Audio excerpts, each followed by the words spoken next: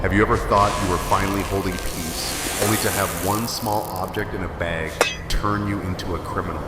In this story, a silver cup flips the fate of an entire family. The scariest part isn't the false charge. It's that Joseph is testing whether their hearts have truly changed. Stay to the end, because the moment the cup is found will show why forgiveness sometimes begins with a hard shock. The dry season wind sweeps over Canaan, carrying the sting of cracked soil. Inside Jacob's tent, sighs hang heavy. The grain from Egypt is gone. Empty jars sit like witnesses. The famine has not backed down. At night, children stir with hunger, and sand whispers at the door. Jacob knows they must go back to Egypt again. But the cost of this trip isn't only silver. It is Benjamin, the youngest son, whom Jacob guards like breath. Jacob watches Benjamin in the corner of the tent, Rachel's last living son, the treasure he grips with trembling hands. He lost Joseph once. He cannot survive that pain twice. Then Judah steps forward. His voice is low and steady. Without Benjamin, the road to Egypt's storehouses will close forever. The official there has spoken. One iron condition, no mercy. Jacob's anger and grief almost split him. Why did they mention the youngest brother? Why reveal their weakness to a stranger? The brothers only bow their heads. They never guessed their honest answers about an old father and a little brother would become a chain on their future. Judah moves closer. He lays down a vow like a stone. I guarantee Benjamin's safety. If I do not bring him back, I will bear the blame before you all my life. In that moment, Jacob sees a different Judah, no longer the man who watched Joseph get sold, but a man willing to carry the weight. Jacob is silent for a long time. Wind snaps the tent cloth like a thin blade. At last he nods, eyes wet. Take the best gifts of the land, he says, honey, balm, spices. Take double the money, return the silver you found before, and pray to God Almighty for mercy, that the man may show compassion. The road to Egypt is long and harsh. Sand clings to sandals. Dust dries throats. The men walk in silence, every step pressing on old memories. Judah keeps glancing at Benjamin, his brother, who doesn't understand why the others look at him like a storm. Egypt rises, high stone walls, gates cold as steel.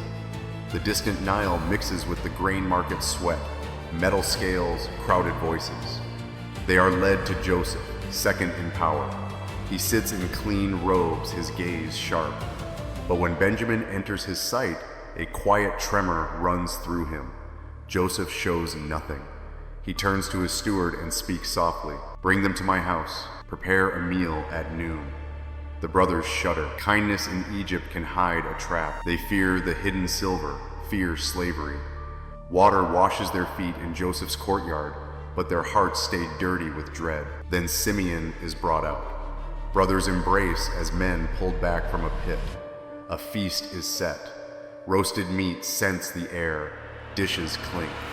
Joseph sits across from them, face calm, but inside him a storm rages. He watches Benjamin Rachel's likeness, sharp enough to hurt. More than once, Joseph turns away to swallow tears, gripping himself like a rider holding a wild horse. During the meal, Benjamin receives a portion 5 times larger. The brothers trade confused looks. The more favor they see, the more they fear. This peace feels like the silence before thunder. At dawn, sacks are filled with grain. Wheat pours like rain on a roof. And at Joseph's command, the money is hidden again like before.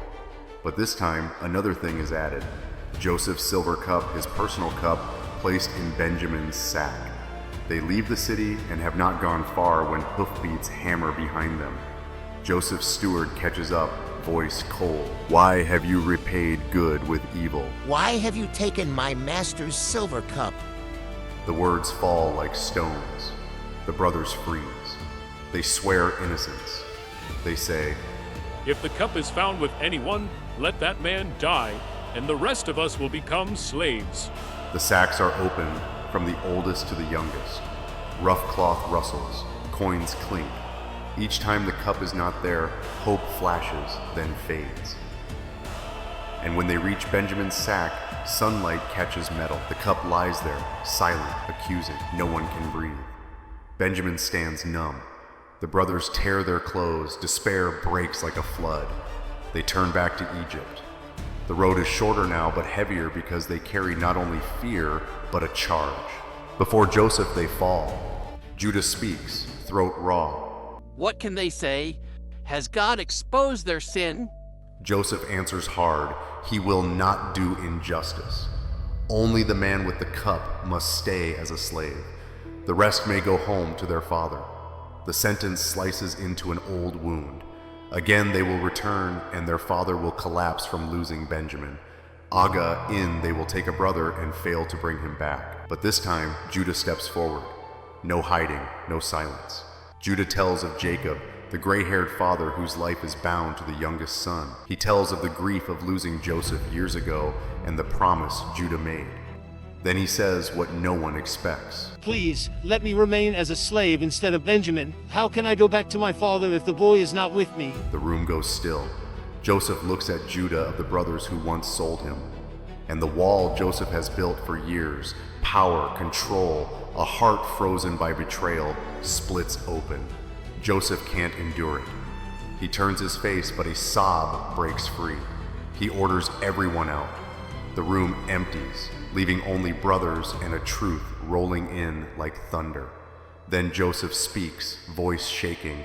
I am serve. The air stops. The brothers stand frozen, eyes wide. The man they sold now stands before them with power over life and death. Fear tightens around their throats. But Joseph steps closer, not with rage, but with tears. He tells them not to despair. He looks beyond human sin. God sent him ahead to preserve life. The famine will last 5 more years. What they thought was an ending, God has used as a road. Joseph tells them to hurry back for Jacob. Tell their father Joseph is still alive. He will give them a place in Goshen. He will provide for them through the remaining hard years. This time they will not carry home a blood-stained robe. They will carry news that shakes the old tent. Joseph lives. Back in Canaan, Jacob hears, and his heart seems to stop, then beat again. He cannot believe it until he sees the wagons, the donkeys, the food, the clear marks of Egypt. And in his weary eyes, after years of darkness, a light rises. Joseph, my son, is still alive. And the silver cup quietly completes its mission. Not to destroy, but to test the fire of the heart. Not to keep Benjamin, but to pull Judah out of the shadows. Not to take revenge, but to open a path to forgiveness. When people think everything is too late, God can turn a false accusation into a doorway of reunion. But the story does not end here. When Jacob goes down to Egypt, a people will begin a long life in a foreign land, and those years will plant the seed of a greater deliverance at a time they cannot yet imagine. In the next episode, follow Jacob on the road into Egypt, the tear-choked meeting of father and son, and what the promise of Goshen will mean for Israel's future. Like and subscribe so you don't miss the next Bible stories.